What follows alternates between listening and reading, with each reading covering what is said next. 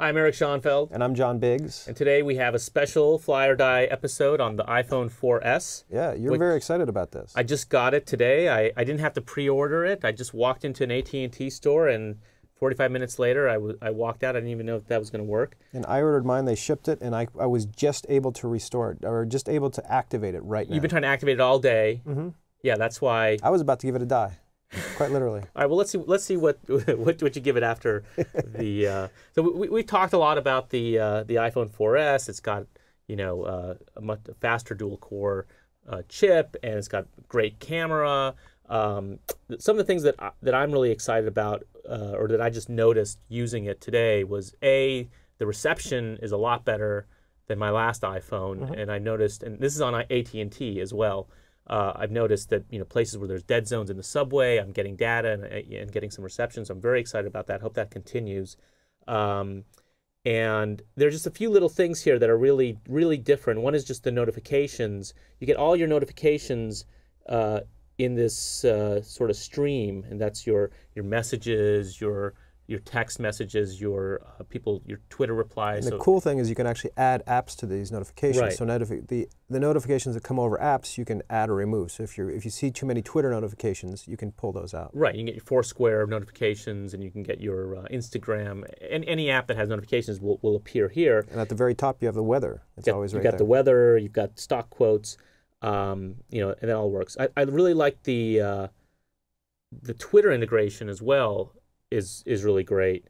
You can tweet out a picture and or a link, and it has this great this nice little touch. Well, if you can hear it here, it has a little whistle, a bird whistle when you tweet out. The big thing though for the iPhone 4S is Siri. Mm-hmm.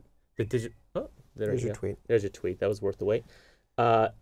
Is Siri, and well, before we get into Siri, you've been using iOS 5 for a while as well. Mm-hmm. What are your? I think it's an impressive update. The issues that I always had with iOS 5 is that a lot of Android stuff's already done this before. It's sort of a catch-up. It's an impressive catch-up, but it's still a catch-up. And I think it improves the experience. Catch-up to what? Catch-up to Android. Oh, really? Yeah, it improves the experience considerably. So notifications are great. Lock screen notifications are great. They've added a lot of stuff that should have been there for a long time.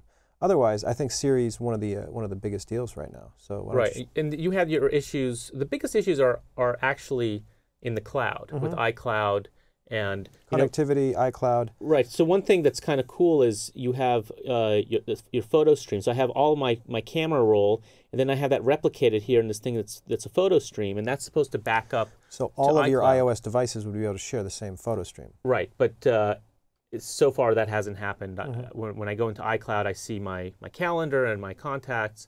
Well, now I see my contacts. Before, my contacts were wiped out when I updated my last iPhone. Mm-hmm. I fixed that, but there've been a few issues on. It's a little bit disconcerting when all of your contacts have disappeared, and they don't. That's the one key thing on your phone. You don't want to have to replace 200 contacts. But let's look at Siri. This is amazing. You just talk to it. Set up a meeting with John Biggs. Let's see if that works. Okay, 5 new messages from 404-04. No, I think that's. No. Set up a meeting with John Biggs.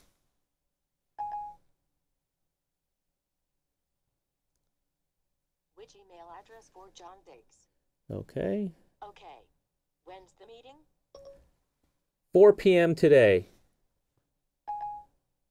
Okay, I set up your meeting for today. All right, and then you just confirm, and then you just got an email. Mm-hmm. Meeting with John Biggs is scheduled for today. And you can set reminders for yourself. And you get notifications back. You can play music off of iTunes. You can send text messages to people. You can ask for directions. I think it's almost a gimmick in one way, but it's also actually fairly useful. And it mainstreams the use of voice in these interfaces. Voice interfaces have always been around. Where's the nearest park? Voice interfaces have always been around, but I think this mainstreams them. But they have never worked. What kind of place are you looking for? So there we go. There you go, park. So you can ask it a lot of things. I mean, it doesn't do everything. You know, with all the Twitter integration, I asked it to send a tweet, and then it can't do that. I asked it, how do you use Siri, and then it punted to the web. But if you say help, then it gives you a whole list of things that you can do with it. All right. I'm going to be using this a lot more than I thought. I think it's going to be much more than a gimmick. So what do you think? All the updates, fly or die? Oh, total fly. Totally worth it. I was about to give it a die since it wasn't updating for me, or since it wasn't activating for me. But I'll give it a fly now, just out of deference to the. That's generous of you. Generous of you. Okay, 2 flies. The iPhone 4S. It's not a disappointment.